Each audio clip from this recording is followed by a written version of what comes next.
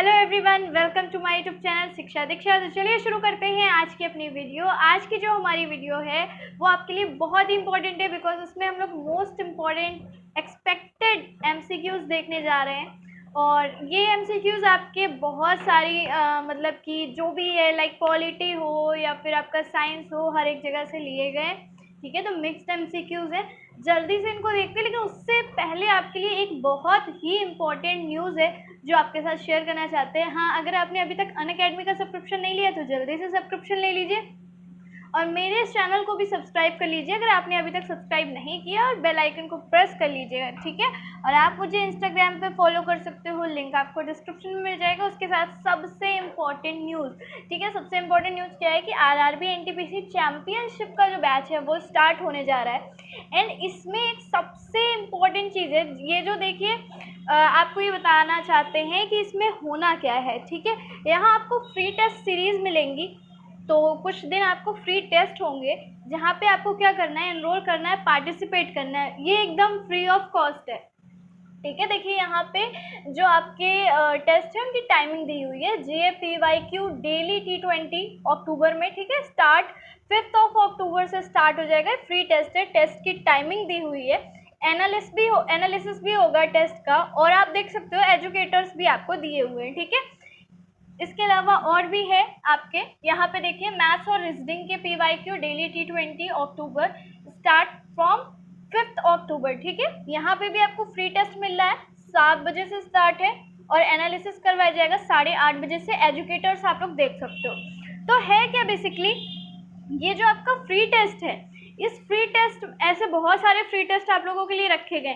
तो in free test को जब आप देंगे और फिर उसके बाद जो भी टॉप 3 के बच्चे सिलेक्टेड होंगे उनको फ्री ऑफ कॉस्ट में सब्सक्रिप्शन मिलेगा इस आरआरबी एनटीपीसी के चैंपियनशिप बैच का। बोल सकते हैं, आप समझ लीजिए कि आरआरबी एनटीपीसी का जो स्टार्ट हो रहा है हमारा बैच, उसमें आपको फ्री का सब्सक्रिप्शन मिलेगा जो भी टॉप 3 बच्चे होंगे।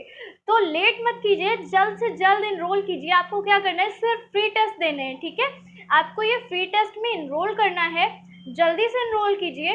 और आपको क्या करना है, जब आप ये टेस्ट देंगे, ठीक है, जब आप ये टेस्ट देंगे तो आपको पता चलेगा कि एक तो ये भी आपको समझ में आएगा कि अभी आप किस तरीके से, आपकी पढ़ाई कैसे क्या चल रही है।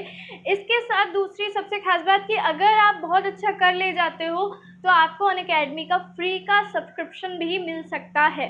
ठीक है, तो जल्दी से जल्दी इसमें इनरोल कीजिए। और अगर आपको कुछ भी सब्सक्रिप्शन लेना है, इनरोल करना है, तो आप मेरे रेफरल कोड से कर सकते हो, जो कि है शिक्षा 10, अभी स्क्रीन पे भी आ रहा होगा। ठीक है, बाकी तो आपको, जैसे आप सब्सक्रिप्शन लेते हो तो उसमें आपको कैसे यूज़ करना है आप लोगों को पता ही होगा।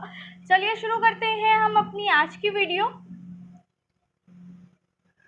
ठीक है, चलिए देखिए, लिखा हुआ है, बिहार के मुख्यमंत्री नीतीश कुमार द्वारा जारी सियासत में सदस्यता नामक पुस्तक किसकी जीवन यात्रा पर आधारित है।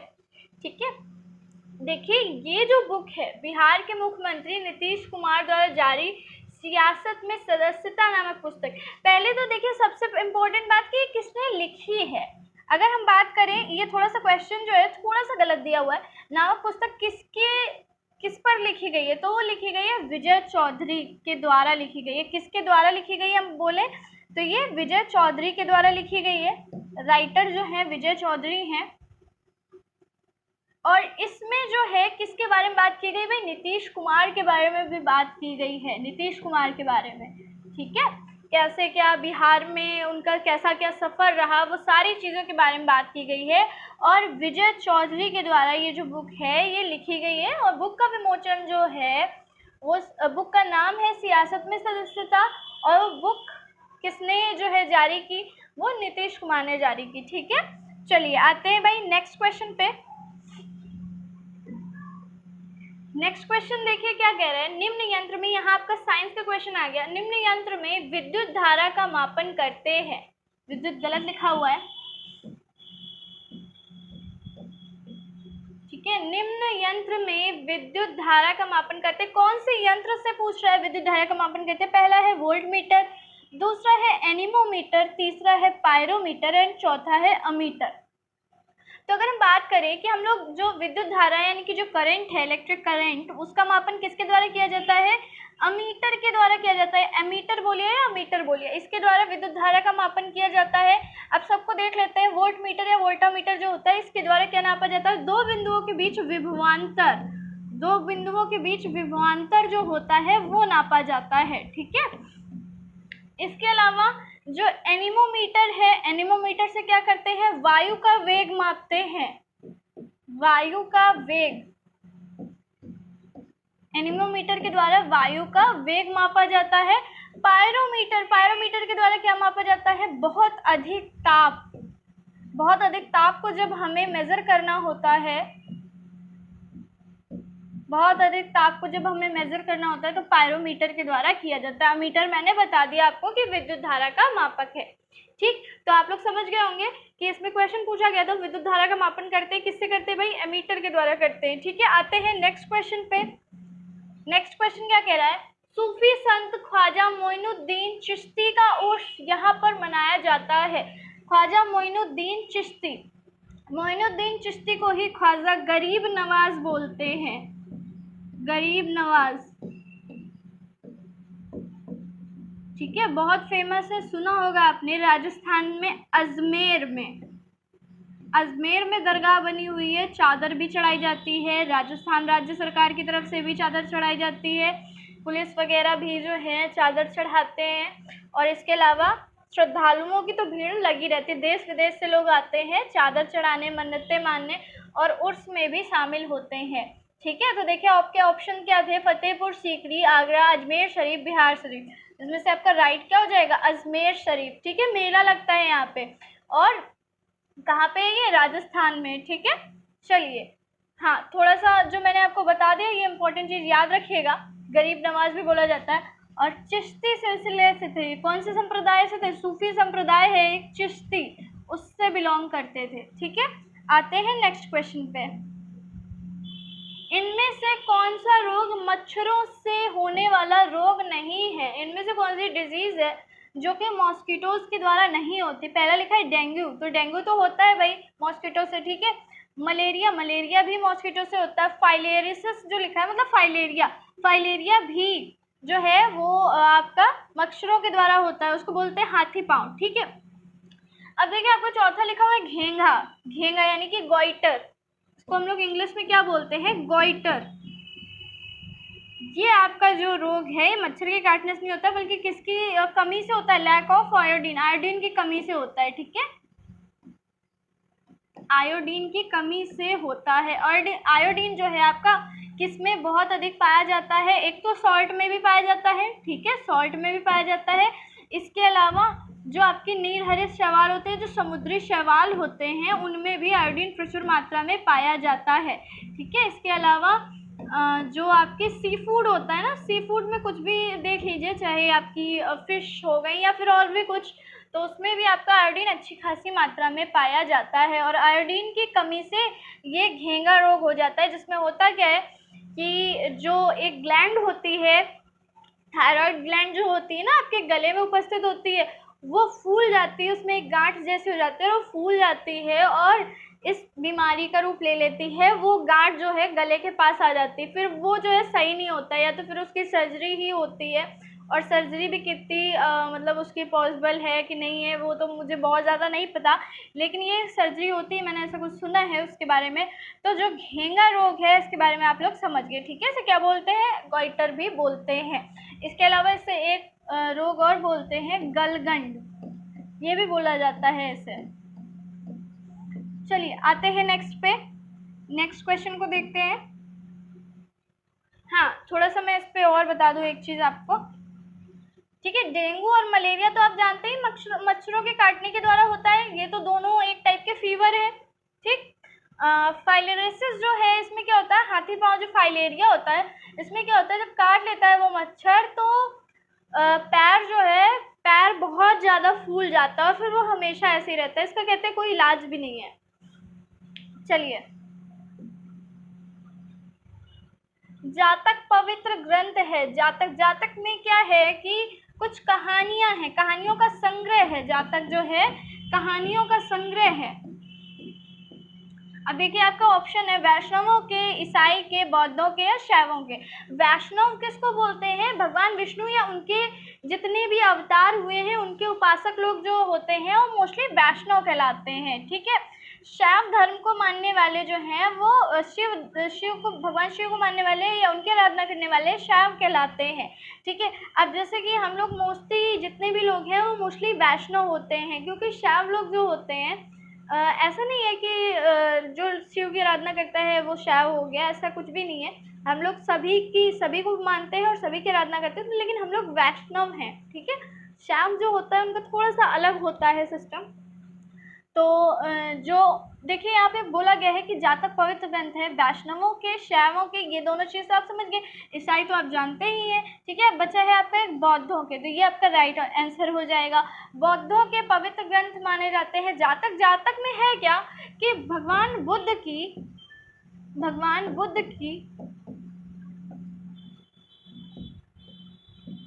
पूर्व जन्म की कहानियों का संग्रह है। पूर्व जन्म, ऐसे काफी सारे उनके जन्म हुए ऐसा माना जाता है, तो उनके पूर्व जन्म की कहानियां हैं बहुत सारी, ठीक है। उनका एक ये संग्रह, एक कलेक्शन है जातक कथाएं, बहुत ही पवित्र मानी जाती हैं, ठीक है। चलिए आते हैं नेक्स्ट पे। परमाणु के नाभिक में होते हैं, ठीक है। परमाणु के नाभिक में, न्यूक्लियस में क्या होता है पूछ रहे हैं आपसे। तो देखिए आपके ऑप्शंस है proton and electron, proton and neutron, proton, neutron and electron, neutron और इलेक्ट्रॉन। इसमें से राइट क्या हो जाएगा भाई? प्रोटॉन और न्यूट्रॉन होता है। परमाणु के नाभिक में क्या होता है? प्रोटॉन और न्यूट्रॉन होता है, ठीक है। परमाणु का जो नाभिक होता है वो किससे मिलकर बनता है? प्रोटॉन्स और न्यूट्रॉन से बनता है। चलिए यहाँ पे ये भी बात कर लेते हैं कि प्रोटॉन, इलेक्ट्रॉन और न्यूट्रॉन की खोज किसने की थी। तो इसके लिए बहुत टाइम पहले से एक ट्रिक जो है वो बहुत फेमस है, ये आपको पता होगा, ईंट पर नाचे। सभी लोगों को मोस्टली पता होगा, नहीं पता है तो ये याद कर लीजिए, ठीक है। ईंट पर नाचे, ई से क्या हो जाता है? इलेक्ट्रॉन हो जाता है, समझा भी दे रही हूँ। ई से हो जाता है इलेक्ट्रॉन, टा से है थॉमसन, जे थॉमसन ने की थी ना, तो टा से है टॉमसन या थॉमसन बोला जाता है उनको, तो टॉमसन या थॉमसन कैसे भी करके आप याद रख सकते हो। फिर पा है, ठीक है, तो पा से हो जाता है आपका प्रोटॉन, और ना से हो जाता है आपका न्यूट्रॉन, और रा से हो जाता है आपका रदरफोर्ड,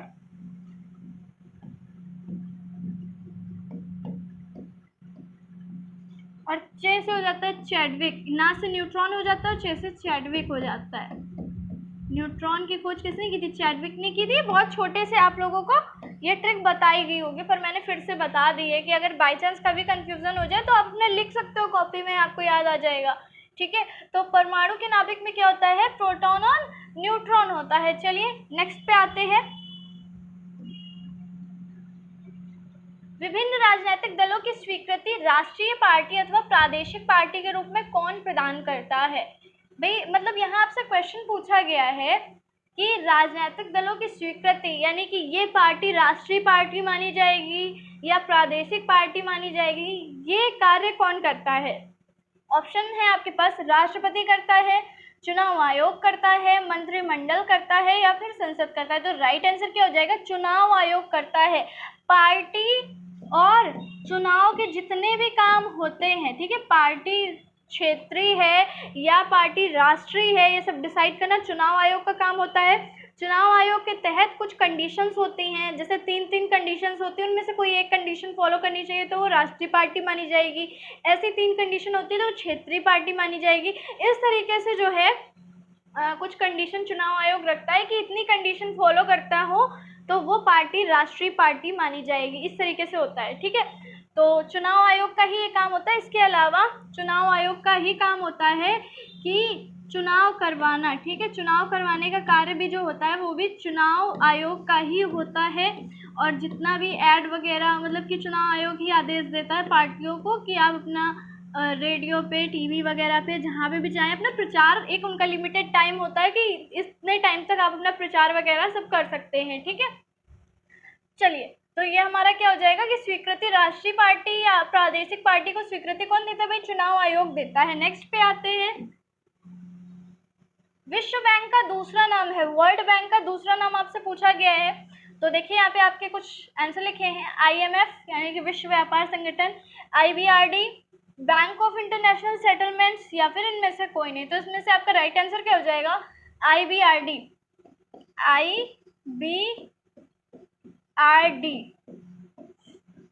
इसको मैं फुल फॉर्म लिख दे रही हूँ, इंटरनेशनल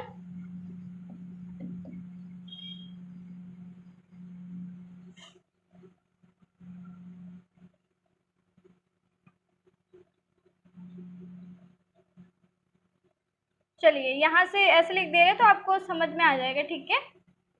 इंटरनेशनल बैंक ऑफ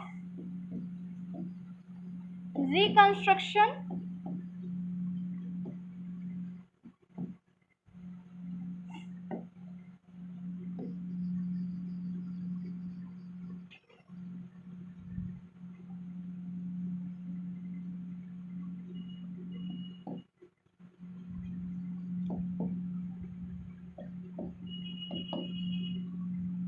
अब यहाँ नीचे लिख दे रहे थोड़ा सा, ठीक है, international bank of reconstruction and development.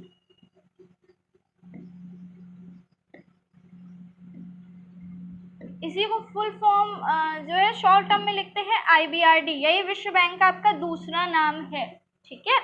अंतरराष्ट्रीय बैंक ऑफ रिकंस्ट्रक्शन क्या है? पुनर्निर्माण, ठीक है, या विनिर्माण बोलिए, और डेवलपमेंट। चलिए, तो ये हमारा क्या हो गया भाई? इसका नाम हो गया वाशिंगटन DC में इसका मुख्यालय है, सभी लोगों को पता होगा, ठीक है। स्थापना वर्ष क्या है मुझे कमेंट में बताइएगा। स्थापना वर्ष जो है वो आपको मुझे कमेंट में बताना है। चलिए आते हैं भाई नेक्स्ट स्लाइड पे। नेक्स्ट स्लाइड क्या कह रही है? निम्नलिखित में से किसे लोकनायक कहा जाता है? ध्यान से देखिएगा, लोकमान्य नहीं है। लोकमान्य की उपाधि किसको दी गई थी? लोकमान्य तिलक कहा जाता था ना, तो वो नहीं है यहाँ पे। लोकमान्य की उपाधि गंगाधर तिलक को दी गई थी। तो यहाँ आपसे कहा गया लोकनायक, ठीक है। लोकनायक किसे कहा जाता है? देख लीजिए, लिखा हुआ है गोपाल कृष्ण गोखले, महात्मा गांधी, जयप्रकाश नारायण, या फिर राम मनोहर लोहिया। तो इसमें से राइट क्या हो जाएगा? जयप्रकाश नारायण, ठीक है। जयप्रकाश नारायण जो हैं उनको लोकनायक की उपाधि दी गई, और जयप्रकाश नारायण जो हैं इतिहास में बहुत ही श्रेष्ठ स्थान रखते हैं। इन्होंने जिस टाइम इंदिरा गांधी पार्टी में थी, जिस टाइम इंदिरा गांधी शासन कर रही थी, उस टाइम विपक्ष में जो सबसे मजबूत नेता थे, इंदिरा गांधी के विपक्ष में जो सबसे मजबूत नेता थे, वो कौन थे? जयप्रकाश नारायण थे, ठीक है। चलिए आते हैं भाई नेक्स्ट क्वेश्चन पे। अंग्रेजों को सुनहरा फरमान, जो गोल्डन फरमान बोला जाता है, वो कब प्रदान किया गया था? ऑप्शन है आपके 1611 ईस्वी में, 1632 ईस्वी में, 1765 ईस्वी में, या 1727 ईस्वी में। तो इसमें से राइट आंसर क्या हो जाएगा? 1632 ईस्वी में। जो गोल्डन फरमान है वो 1632 ईस्वी में प्रदान किया गया था। और किसके द्वारा प्रदान किया गया था? ये किया गया था गोलकुंडा के शासक के द्वारा। गोलकुंडा के जो शासक थे उन्होंने अंग्रेजों पे बहुत ही ज्यादा दयालुता दिखाई और उनको मात्र 500 पैगोड़ा या बिगाड़ा कहा जाता है, पैगोड़ा वार्षिक लिया था उनसे, और कहा था कि आप गोलकुंडा के समस्त जितने भी पोर्ट्स हैं, जितने भी जगहें हैं, बंदरगाह हैं, ठीक है, वहाँ पे आप आराम से अपना जो भी बिजनेस है वो चलाइए, ठीक। तो ये गोलकुंडा के शासक के द्वारा दिया गया था, बहुत ही कम प्राइस में दिया गया था, बड़ा खुश होकर इन्होंने दे दिया था 500 रुपये पैगोड़ा वार्षिक में। बाद में इन्हें बहुत ही ज़्यादा गिल्ट हुआ था इस चीज़ का, और लेकिन वो तो अब साइन तो हो ही चुके थे, ठीक है। तो 1632 में दिया था, और इसीलिए अंग्रेजों के लिए सुनहरा फरमान साबित हुआ, क्योंकि यहाँ से अंग्रेजों को बहुत फ़ायदा हुआ। एक तो उनको बिजनेस करने को मिल गया, उन्हें पैसे भी बहुत कम देने पड़े, और बहुत ही सही जगह पे उन्होंने जो है बिजनेस करना स्टार्ट कर दिया वहाँ से। चलिए आगे देखते हैं। नेक्स्ट एंड लास्ट क्वेश्चन है आपका, भारतीय संविधान के अनुसार राज्य का कार्यकारी अध्यक्ष कौन होता है? ऑप्शन है आपके मुख्य सचिव, राज्यपाल, अटॉर्नी जनरल ऑफ इंडिया या फिर प्रधानमंत्री। ठीक है, तो देखिए कहा गया भारतीय संविधान के अनुसार राज्य का कार्यकारी अधिकारी या राज्य का कार्यकारी अध्यक्ष ये होता है राज्यपाल। राज्य का अगर राज्य आ गया है, राज्य शब्द आ गया है, तो राज्य का कार्यकारी अध्यक्ष कौन माना जाएगा भाई? राज्यपाल। राज्यपाल के अंतर्गत राज्य की सभी शक्तियां क्या होती हैं? निहित होती हैं। ठीक है, तो भारतीय संविधान के अनुसार राज्य का कार्यकारी अध्यक्ष कौन होगा?